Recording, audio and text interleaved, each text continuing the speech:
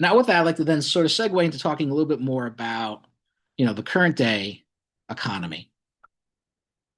We'll sort of look at, some attempts to sort of, paint the current economic picture or recent economic picture in a positive light, and then try to push back upon that. I also want to sort of address the issue of police violence here in the United States. So again, the reason why FDR refers to this as an economic bill of rights is that he feels that these things are necessary to provide economic security for people. And we don't have that. So we don't have that kind of economic security. Without those protections in place, what are sort of the, you know, what is the picture for people living in this country today? The economic picture, basically.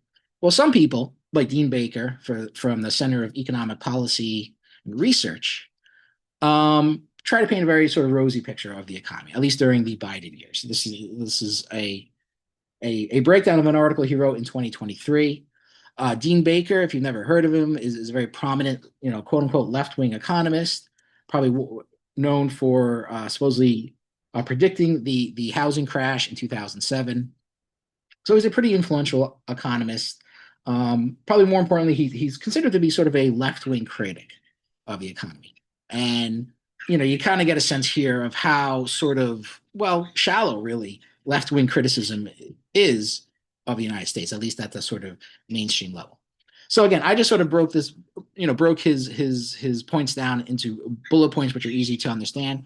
But again, this article written in 2023 paints a very sort of optimistic picture of the economy under Biden, which, as we know now, went on to lose the election, or his handpicked successor, Harris, went on to lose the election in 2024. So that right away should kind of give most people pause and think, well, maybe the economy wasn't doing that well. If it was, then Democrats probably would have won. That is probably pretty obvious to most people. However, many people, even after losing the election, and losing the election pretty badly too, most people continue to insist that the economy was doing great under Biden. So let's try to delve into this a little bit more, and sort of critically evaluate what is going on here.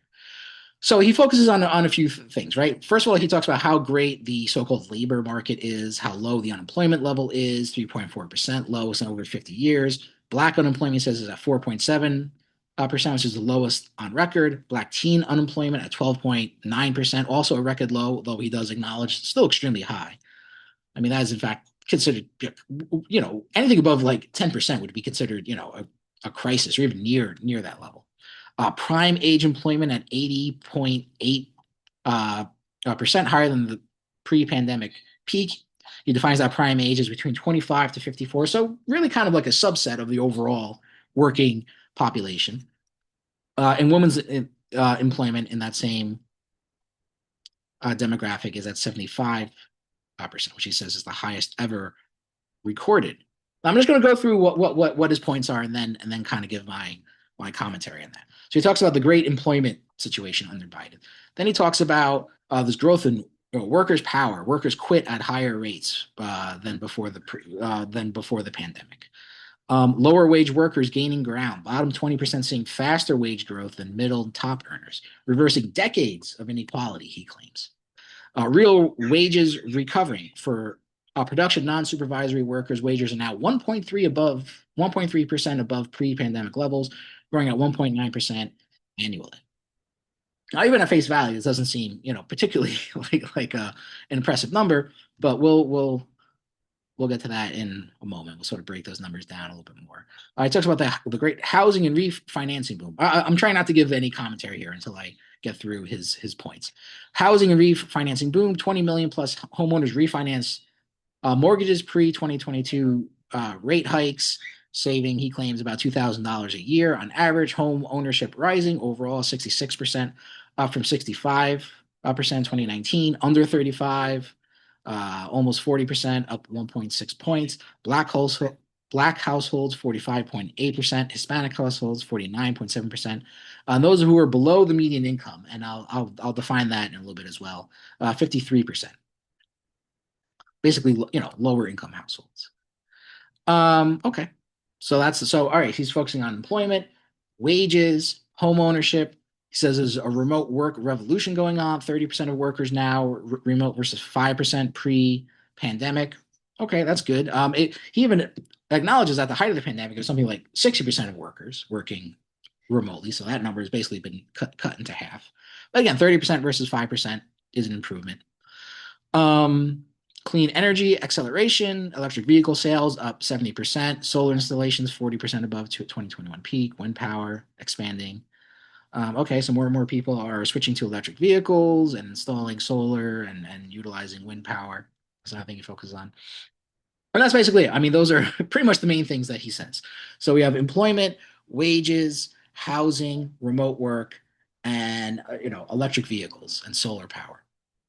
That's the best argument that you can make to say that things were basically great under the Biden administration. Now he acknowledges, right, that real wages have only just recovered to pre-pandemic levels for most workers. So during the pandemic, wages went down for most workers.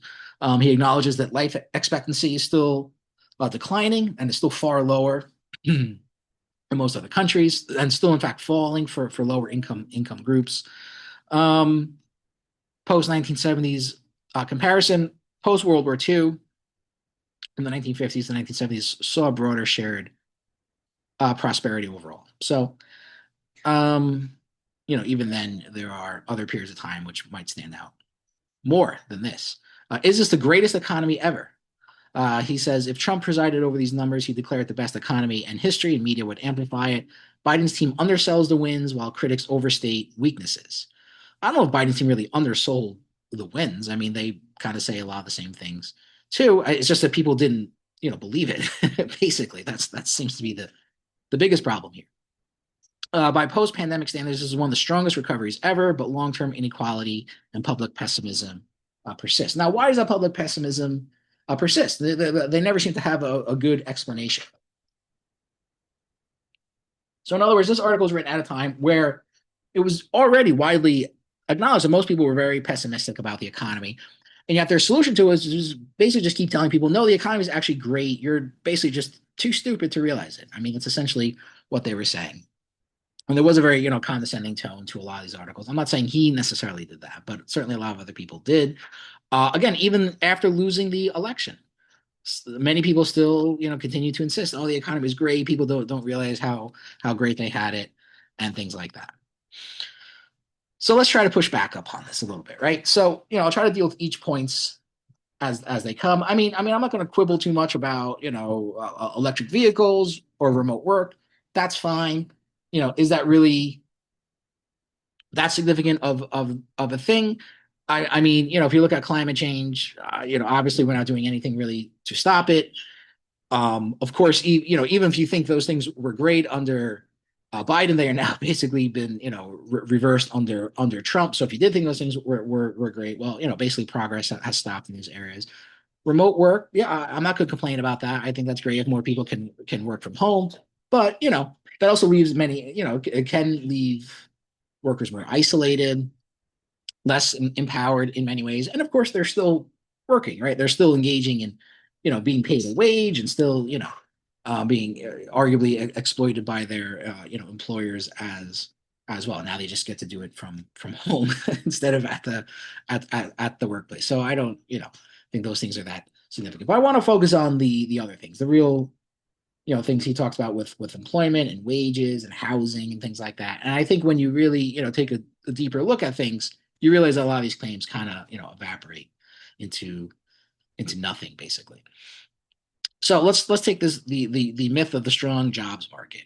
When you look closer at the actual numbers on jobs in this country, many of the so-called new jobs that are being created are Uber, DoorDash, retail jobs, temp jobs, not stable full-time uh, positions. So many of them, either fit into what we call, the gig economy or low-wage jobs, or basically part-time jobs. Full-time jobs growth has basically been stagnant since 2022, according to the Fed, the Federal Reserve data. So most of the new jobs that are being created are not, again, full-time jobs. They are part-time jobs. They are temporary jobs. They are these, gig economy jobs, which are pretty notorious for, paying workers low wages. You don't get any benefits, things like that. You have a surge of involuntary part-time workers who want full-time but can't get it. Um, so basically, but these are counted as employed people. So you look at the low, so it registers as a lowering of the employment rate. The thing though is that many of these people are getting, kind of bad jobs, shitty jobs, low paying jobs. Is that a good thing? Is that really something to, celebrate? I don't think so. And this has been, a longstanding problem basically since, 2008. I mean, Obama would do the same thing. He would brag about the jobs report and things like that. But basically, what you would find is that people were getting laid off from higher paying jobs and being forced to take lower paying jobs. That's hardly a good thing. But again, it still counts as employment. So you see the unemployment rate go down, but it basically conceals what was actually going on. That more and more people are being forced into lower paying jobs. So I don't think that's anything really to brag about. Now he talks about the labor force participation rate going up. I mean, that's just not true.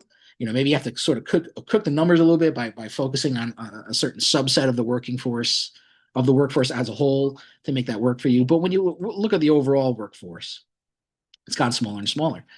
Millions of people have dropped out. They've retired. Somebody's being forced into retirement. They've are disabled, maybe even suffering workplace injuries, which forced them into the status. And you have some workers who basically just give up. So this also basically artificially lowers the unemployment rate. Also, this is a well-known trick that economists like Richard Wolff, for example, point out a lot. So when they do the counting of the unemployment rate by the Department of Labor, they ask people if they are actively looking for work. If you say that you're not actively looking for work, then you basically just drop out of the workforce, and you're not counted as part of the unemployed. You don't factor into the unemployment rate, so you basically just drop out of the workforce. So again, as Richard Wolff has pointed out, this is a trick basically to artificially lower the unemployment rate. You simply don't count people who basically become so discouraged that they basically just completely drop out of the workforce. Now you look at the overall labor force participation rate is dropped significantly over the last 20 years or so.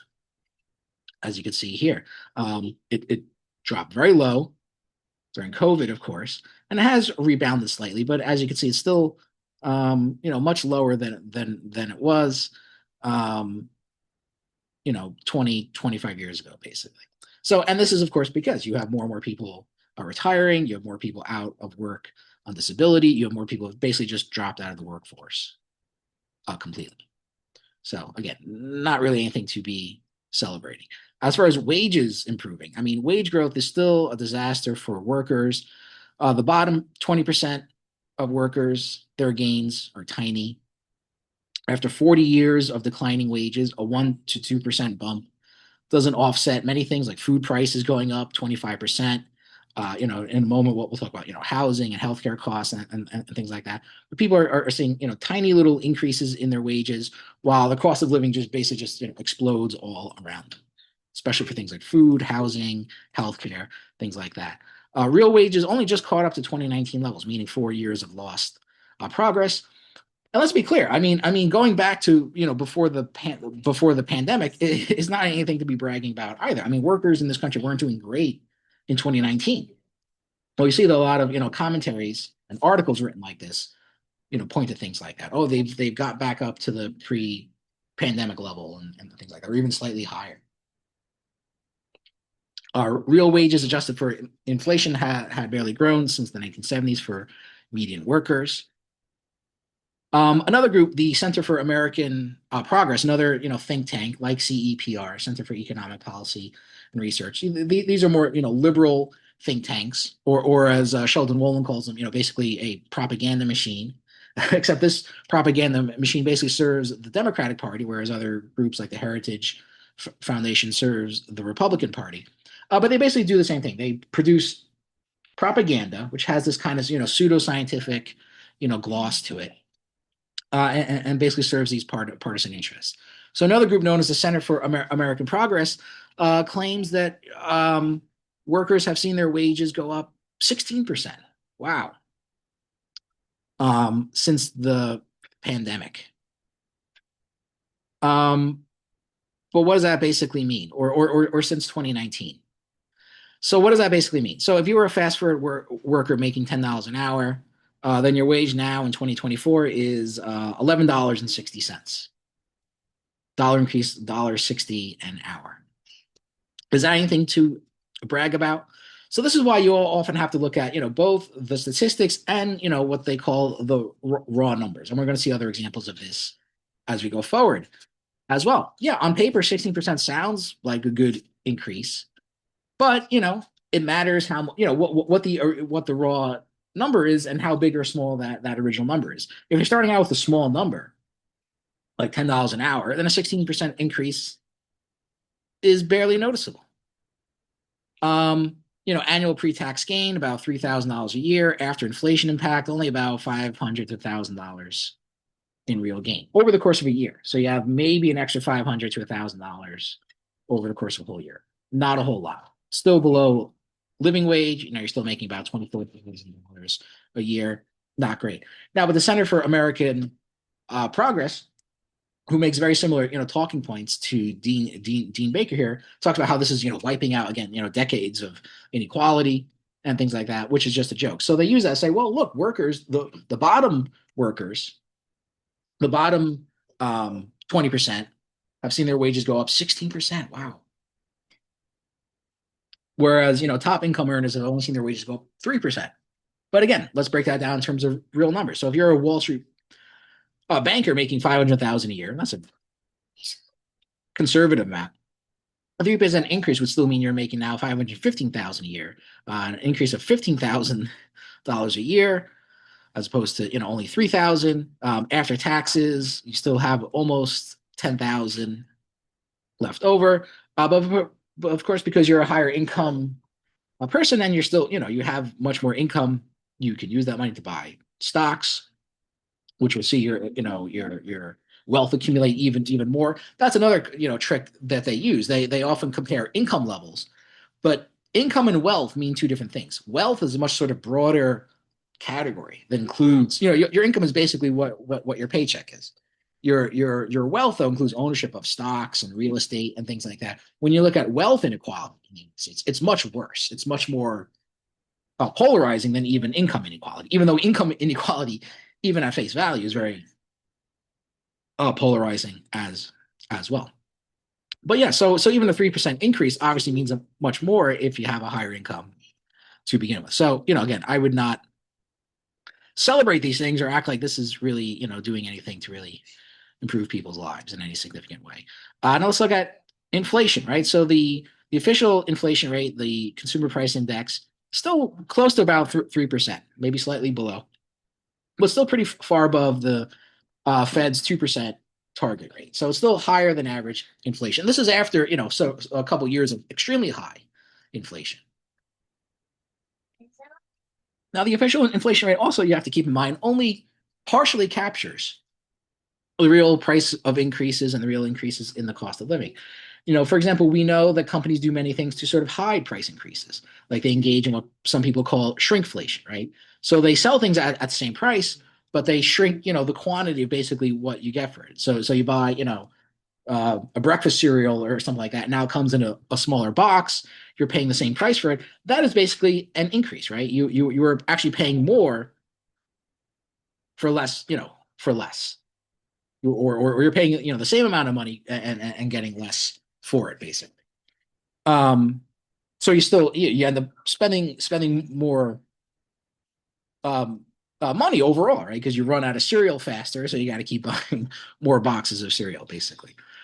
Other things like healthcare and housing costs, rent costs, and things like that have a kind of what they call a sort of a lagged effect. So sometimes it takes years for these things to show up in inflation data, if at all. Some of it kind of even completely falls out of the official inflation rate. So it doesn't perfectly capture the overall cost of living for people.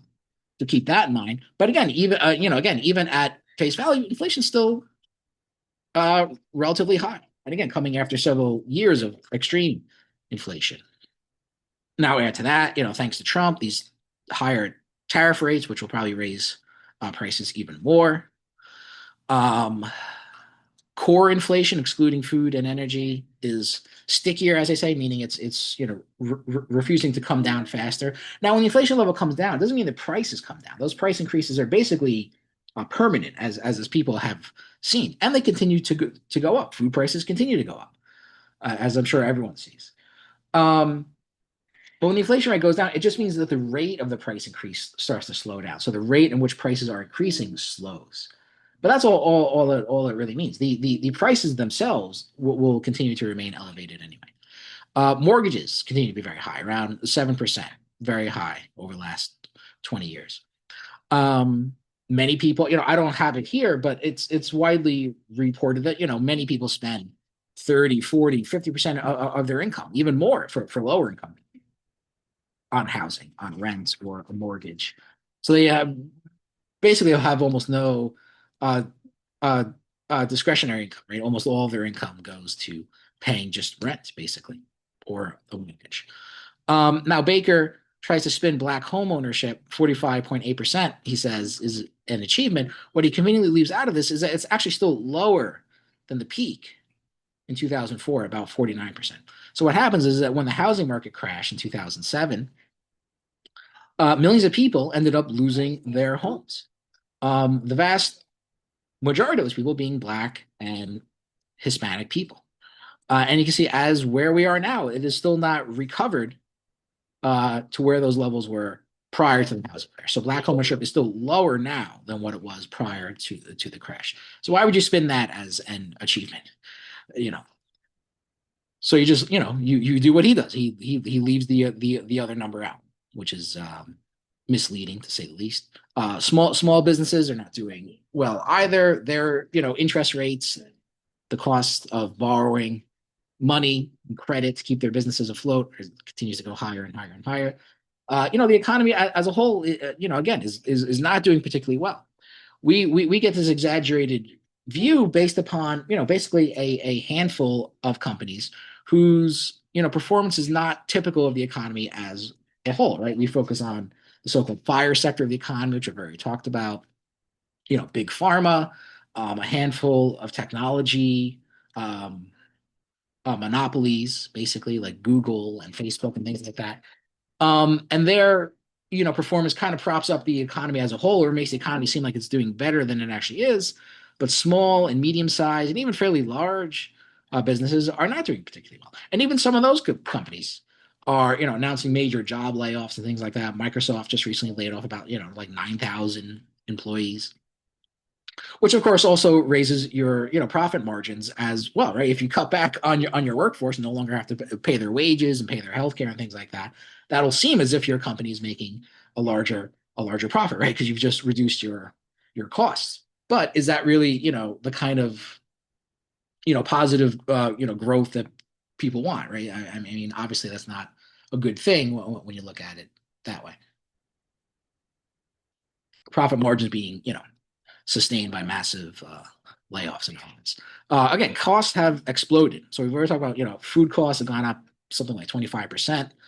Housing since 2019, U.S. rents have grown about 30%, while wages have grown 20%. So rents have grown far more than wages have. Childcare now costs about $10,000 a year. That's roughly about $800 a month in most states. Healthcare family premiums up 24% since 2020. I mean, these are massive increases, and far, beyond the relatively modest, increases in people's wages since then. And you can look at this longer term. I mean, since the Affordable Care Act was passed, again, premiums have jumped up by 143% between 2013 and 2019. Premiums more than doubled in the individual market. Deductibles for ACA compliant coverages. The A in ACA stands for affordable, right? It's supposed to be the Affordable Care Act. Increased by an average of 35%, over 1,700 for individuals, 3,600 for families. Over 10 years, spending on healthcare per person increased by 28.7%. Now, this is before the pandemic also. So healthcare has continued to rise and rise and rise. The Affordable Care Act did not make healthcare more affordable in this country, just the opposite. And these things have been, only further exacerbated by the pandemic as well. So when you look at all these things, it's very hard to maintain a positive view of the economy, and rather than just admit that, again, people try to gloss over these things and try to make it look better than it actually is. Inequality is worse than ever. The top 1% captured 70% of wealth gains since 2020. Again, wealth being a broader measure than income, but in this case, broader is what you, I would think, want to look at, right? Because it's not just what people are getting in their paychecks, but the income that they're generating through stocks and bonds and ownership of real estate and things like that. Unearned income, even on tax returns, you have to separate between earned income and unearned income. And when you keep those things, when you take those things into account, then you see, again, a much greater amount, or the wealth inequality is even greater than if you simply look at income inequality. The bottom 50% saw their debt grow faster than assets. CEO to worker pay ratio is now 350 to 1, was 20 to 1 in 1965. So in 1965, your average CEO made about 20 times what his employees made. Now it's 350 times what their employees make. So, and that's just looking at income, doesn't even take into account wealth. So, anyone who wants to argue that inequality is not horrendous in this country, good luck. You certainly have your work cut out for you. Life expectancy collapse. Again, U.S. lifespan much lower than other advanced economies, mainly due to the higher surge of working class deaths, largely driven by the opioid epidemic, suicide, as well as preventable diseases. We'll talk about this more in next class as well. Healthcare costs are simply too high, so Americans, skip care due to cost, something which will be made even worse by Trump's, cuts to Medicaid, by the way. Debt and speculation fueling growth. So again, as I've already pointed out in previous classes, our economy is basically propped up in large part by the FIRE sector of the economy, finance, insurance, and real estate, which basically engage in speculation and profit by other people's debts, your interest payments, your credit card payments, mortgage payments, auto loans, as it says here, insurance premiums, mortgages, rents, all these things. This is what basically makes up one of the largest sectors of the economy in the United States, and this is where a lot of the profits are coming from. Now, if we had a democratic economy, which you could argue is essentially what socialism is, right? Sort of democratic control over the economy. I mean, would people actually vote for an economy like this? Do you want an economy which basically produces profits by basically taking money away from other people? I doubt it. But it'd be interesting to put this to a debate and see what people say. National debt has hit 36 trillion, up 6 trillion under Biden. Even Trump will add another 3.5 trillion to that as well over the next 10 years. So we are seeing a massive increase in the national debt in this country, which again is in turn driving up interest payments. That's why you see this feud now between Trump and Powell, the head of the Federal Reserve. He wants him to lower interest rates, but the economic conditions do not play to that. If anything, it should be keeping rates higher. Consumer debt at record highs, $17.5 trillion. The stock market, of course, does not equal the economy as a whole. The gains in the S&P 500, basically the stock performance of the largest 500 companies, basically only benefit the top 10%, who also own 90% of the stocks. So again, that's why wealth inequality is really where you want to keep your eye focused on, because unless you own stocks in these companies, and a lot of stock, you're not really going to benefit from these things. And you could argue, well, in theory, that means that, well, if these economies are doing really well, they're going to create more jobs and do things like that. Yeah, except that they don't.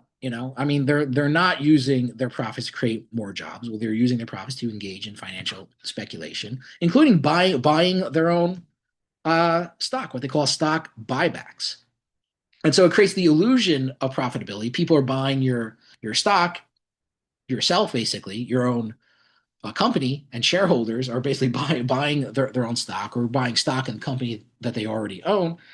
So that artificially inflates the value of the company. But what they're not doing is using that money, those profits, to invest, to create more jobs, to expand production, things like that, all of which have basically remained very stagnant in the economy, and actually for quite a long time as well. So keep that all in mind. Now, just to break it down a little bit more, the current median income for a household is about 80,000. For an individual, is about 62,000. Now, what the median is basically what it means is that people are basically about half the population is living below this level and half the population is living above this level. People would argue this gives you a better glimpse of the circumstances for lower income people, because it shows you how many people like I said, basically half of the population is basically living below this level. So half the people in this country basically making less than 62,000 a year. It's not great. 60,000 not a great income, right? I mean, try getting by on that. And as far as a household income goes, $80,000 for two or more people, not a lot either. So it doesn't say much for the circumstances of the bottom 50%, basically people below that median, and try to figure out where you are. I mean, do you fall above or below the median level? If you're below that, that's especially bad. But again, even people sort of at or even slightly above that level would still find themselves struggling for the most part. Now you break it down a little bit more. This is from the Bureau of Labor Statistics. You see again, they base it on weekly wages, but then you can sort of extrapolate that into annual wages. So all workers make the median wage for workers is about let's say about 1,200 a week. Annually, about 60,000 a year. You see the breakdown for men and women. Men still make significantly more than women do. Again, these are all median levels. So basically, half of men make above this amount, half of the men make below this amount. But if you have a lower median overall, then obviously that is not good either. And when you break it down by race and ethnicity, you can see Asian workers, white, black, Hispanic. Hispanic actually being the lowest median income. And again, none of these levels are particularly great. I mean, you could be at that median level and still, be basically struggling to get by. So again, I would argue that despite the best attempts to sort of, portray the economy under Biden in a positive light, most of these claims fall flat. Again, the fact that, the Democrats badly lost the 2024 election should really be all the proof that you actually need. But some people will continue to stubbornly, insist that somehow the economy was still going great, and people just didn't recognize how great and wonderful it was. Now I'd like to switch